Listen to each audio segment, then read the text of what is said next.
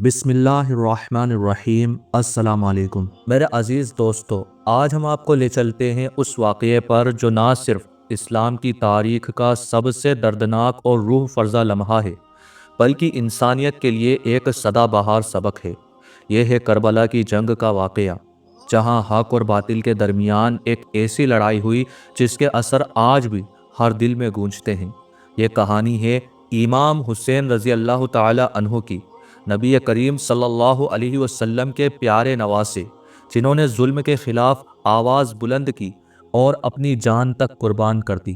اس video کو آخر تک دیکھیے، کیونکہ ہر ایک لمحہ آپ کے ایمان کو جگا دے گا، آپ کے دل کو ہلا دے گا اور شاید آپ کی آنکھوں میں آنسو بھی لا دے گا۔ اور ہم آپ کو بتائیں گے وہ راز جو 99% لوگ نہیں جانتے، کربلا کے وہ پہلو جو شاید آپ نے پہلے کبھی نہیں سنے ہوں گے۔ چلیے شروع کرتے ہیں۔ یہ بات ہے سن 61 ہجری کی، جب حضرت امیر معاویہ رضی اللہ تعالی عنہ کا انتقال ہوا تو ان کے بیٹے یزید نے خلافت پر قبضہ کر لیا۔ لیکن یزید کا طریقہ حکومت اسلام کے اصولوں سے بالکل مختلف تھا۔ وہ شراب پیتا، کھلم کھلا گناہ کرتا اور اسلام کے مقدس احکام کی توہین کرتا۔ یزید کے دور میں اسلام کا روحانی اور سیاسی نظام خطرے میں تھا۔ اس نے اپنے حکمرانوں کو فرمایا کہ ہر شخص سے اس کی بیعت لی جائے، چاہے وہ کسی بھی طرح سے ہو، دھمکی سے ہو یا زور زبردستی سے ہو یا قتل سے ہو۔ مدینہ میں جب یزید کے گورنر نے حضرت امام حسین رضی اللہ تعالی عنہ، جو رسول اللہ صلی اللہ علیہ وسلم کے گھرانے سے تھے اور ان کے پیارے نواسے تھے، ان سے بیعت کا مطالبہ کیا تو امام حسین رضی اللہ تعالی عنہ نے صاف انکار کر دیا۔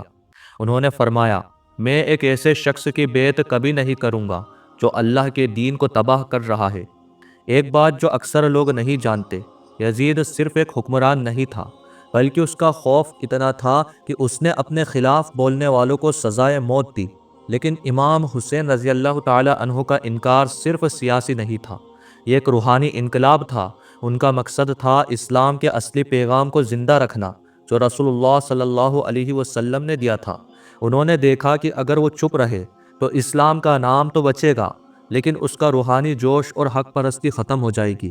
جب امام حسین رضی اللہ تعالی عنہ نے بیعت سے انکار کیا تو مدینہ ان کے لیے محفوظ نہیں رہا۔ یزید کے سپاہیوں نے ان پر دباؤ ڈالا اور ان کی جان کو خطرہ تھا۔ امام حسین نے اپنے خاندان کے ساتھ مدینہ چھوڑ دیا اور مکہ کا رخ کیا، وہ مقدس جگہ جہاں اللہ کا گھر کعبہ ہے۔ مکہ میں انہوں نے پناہ لی، لیکن وہاں بھی یزید کے جاسوس ان کا پیچھا کر رہے تھے۔ اسی دوران کوفہ کے لوگوں نے امام حسین رضی اللہ تعالی عنہ کو ہزاروں خطوط لکھے، ہزاروں خطوط بھیجے۔ ان خطوط میں لکھا تھا، یا حسین، ہم آپ کے ساتھ ہیں، آپ کوفہ آئیے، ہم آپ کو اپنا رہنما بنائیں گے۔ امام حسین نے ان خطوط پر بھروسہ کیا اور اپنے کزن حضرت مسلم بن عاقل رضی اللہ تعالی عنہ کو کوفہ بھیجا تاکہ وہاں کے حالات کا جائزہ لیا جائے۔ مسلم بن عاقل جب کوفہ پہنچے تو شروع میں ہزاروں لوگوں نے ان کا استقبال کیا، لیکن جب یزید کا گورنر ابن زیاد کوفہ آیا، اس نے اپنی طاقت اور کوفہ کے ذریعے لوگوں کے دل بدل دیے۔ ایک راز جو کم لوگ جانتے ہیں، مسلم بن عاقل کو کوفہ کے لوگوں نے اکیلا چھوڑ دیا۔ جب ابن زیاد نے دھمکیاں دی اور قتل کا سلسلہ شروع کیا تو وہ ہزاروں لوگ جو مسلم بن عاقل کے ساتھ تھے رات کے اندھیرے میں گھر چھوڑ کر بھاگ گئے۔ مسلم بن عاقل کو اکیلا چھوڑ دیا گیا اور انہیں ایک گھر میں پناہ ملی جہاں ایک عورت نے انہیں چھپایا، لیکن اس عورت کے بیٹے نے انہیں دکھلا دی اور مسلم بن عاقل کو شہید کر دیا گیا۔ ان کی شہادت کی خبر امام حسین تک اس وقت پہنچی جب وہ اپنے قافلے کے ساتھ کربلا کے قریب تھے۔ 2 محرم سن 61 ہجری کو امام حسین رضی اللہ تعالی عنہ اپنے چھوٹے سے قافلے کے ساتھ کربلا کی زمین پر پہنچے۔ ان کے ساتھ صرف 72 لوگ تھے، جس میں عورتیں، بچے، بزرگ اور چند نوجوان شامل تھے۔ سامنے یزید کا لشکر تھا، 30,000 سپاہیوں کا جھنڈ جو نہ صرف طاقتور تھا بلکہ ہر طرح کے ظلم کے لیے تیار تھا۔ یزید کے سپاہیوں نے امام حسین کے قافلے کا راستہ روکا اور دجلہ ندی سے پانی کا راستہ بند کر دیا۔ امام حسین اور ان کے قافلے کے لیے ایک بوند پانی نہیں تھا۔ بچے پیاس سے بلک رہے تھے، عورتیں رو رہی تھیں، لیکن امام حسین کا حوصلہ اور ایمان ویسے ہی بلند تھا۔ موت کو عزت کے ساتھ قبول کرنا ظالم کی بیعت سے بہتر ہے۔ ایک بات جو اکثر چھپ جاتی ہے، پانی کا بند ہونا۔ یہ پانی کا بند ہونا صرف ایک جسمانی سزا نہیں تھی، بلکہ یہ ایک روحانی امتحان تھا۔ یزید کے لشکر نے سوچا کہ پیاس سے تنگ آ کر امام حسین بیعت کر لیں گے، لیکن امام حسین اور ان کے اصحاب نے صبر اور تقوی کے ساتھ اس امتحان کو پار کیا۔ ایک روایات کے مطابق جب امام حسین کے چھوٹے بیٹے علی اصغر پیاس سے بلک رہے تھے تو ان کی والدہ نے انہیں امام کے حوالے کیا تاکہ وہ انہیں پانی دلائے۔ یہ وہ لمحہ تھا جب امام نے اپنے معصوم بیٹے کو ہاتھوں میں اٹھایا اور دنیا کو دکھایا کہ ظلم کی انتہا کیا ہوتی ہے۔ اپنے آخری لمحات کی تیاری کر رہے تھے۔ حضرت زینب، جو حضرت امام حسین کی بہن تھی، انہوں نے حضرت امام حسین یعنی کہ اپنے بھائی کا حوصلہ بڑھایا اور قافلے کے بچوں اور عورتوں کو سنبھالا۔ حضرت زینب نہ صرف امام حسین کی بہن تھیں، بلکہ ان کی سب سے بڑی طاقت تھی۔ وہ ایک ایسی روحانی شخصیت تھی جنہوں نے کربلا کے واقعے کو زندہ رکھا۔ ان کی ہمت اور تقریروں نے یزید کے دربار میں بھی حق کی آواز کو بلند کیا۔ ایک روایات کے مطابق حضرت زینب نے اپنے بھائی سے کہا، حسین، ہم سب آپ کے ساتھ ہیں، چاہے کچھ بھی ہو جائے۔ یہ ان کی روحانی قوت ہی تھی جو کربلا کے پیغام کو آگے لے گئی۔ 10 محرم کا دن، یہ وہ دن تھا جب کربلا کا میدان خون سے بھر گیا۔ صبح سے شام تک امام حسین کے اصحاب ایک ایک کر کے میدان میں اترے اور شہادت کا رتبہ پایا۔ علی اکبر، حضرت امام حسین کے جوان بیٹے، جو اپنے دادا رسول اللہ صلی اللہ علیہ وسلم سے شکل و شبات میں ملتے تھے، انہوں نے میدان میں قدم رکھا اور اپنے باپ سے رضا لی۔ یزید کے لشکر نے انہیں شہید کر دیا، لیکن ان کی شہادت نے ہر دل میں ایک آگ لگا دی۔ حضرت عباس، امام کے بھائی علمدار کربلا، جنہوں نے بچوں کے لیے پانی لانے کی کوشش کی، ان کے دونوں بازو کاٹ دیے گئے، لیکن انہوں نے اپنی وفاداری اور ہمت سے دنیا کو دکھایا کہ حق کے لیے سب کچھ قربان کیا جا سکتا ہے۔ حضرت قاسم، حضرت اون، حضرت محمد، یہ وہ جوان شہزادے تھے جنہوں نے اپنی چھوٹی سی عمر میں بھی حق کے لیے جان دی۔ حضرت قاسم کی شادی کا جوڑا بھی ان کے کفن کے ساتھ دفن ہوا، ایک ایسا منظر جو آج بھی دل کو ہلا دیتا ہے۔ پھر آیا وہ دردناک لمحہ جب امام حسین نے اپنے 6 مہینے کے بیٹے حضرت علی اصغر کو ہاتھوں میں اٹھایا اور لشکر سے کہا، اگر تم مجھے نہیں چھوڑتے تو اس معصوم کو تو پانی دے دو، اس نے کیا قصور کیا ہے؟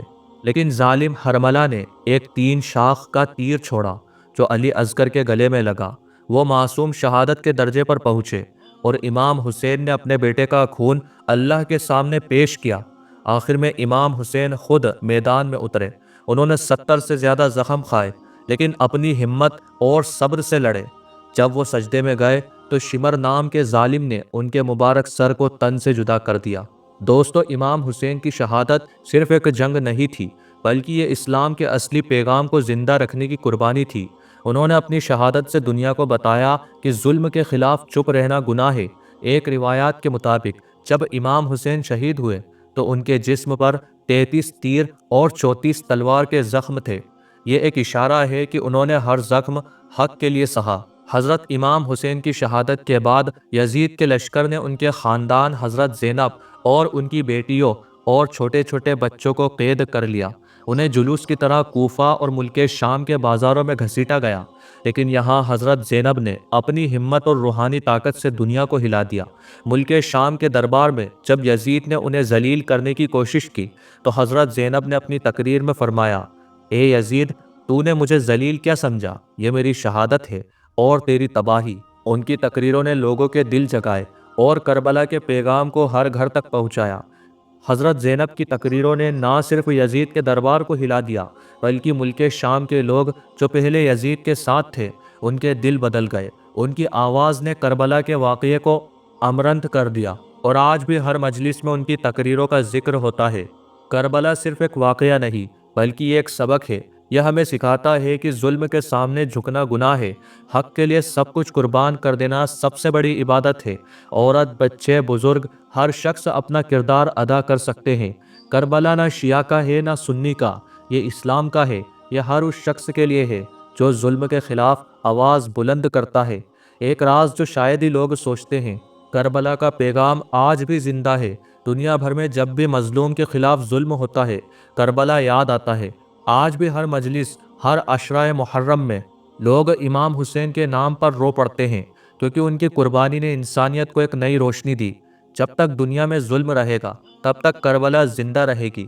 دوستو، کربلا کا پیغام ہر اس شخص تک پہنچانا ہمارا فرض ہے جو حق اور انصاف کی بات کرتے ہیں۔ اگر آپ کو یہ ویڈیو پسند آئی ہو تو اسے ضرور شیئر کریں۔ کمنٹ میں لکھیے اللہ اکبر، اسلام زندہ باد، اور ہاں، ہمارے چینل کو سبسکرائب کریں تاکہ اسلام کے روحانی اور تاریخی واقعات آپ تک لگاتار پہنچتے رہیں۔ اللہ تعالیٰ آپ کا اور ہمارا حامی اور مددگار ہو، آمین۔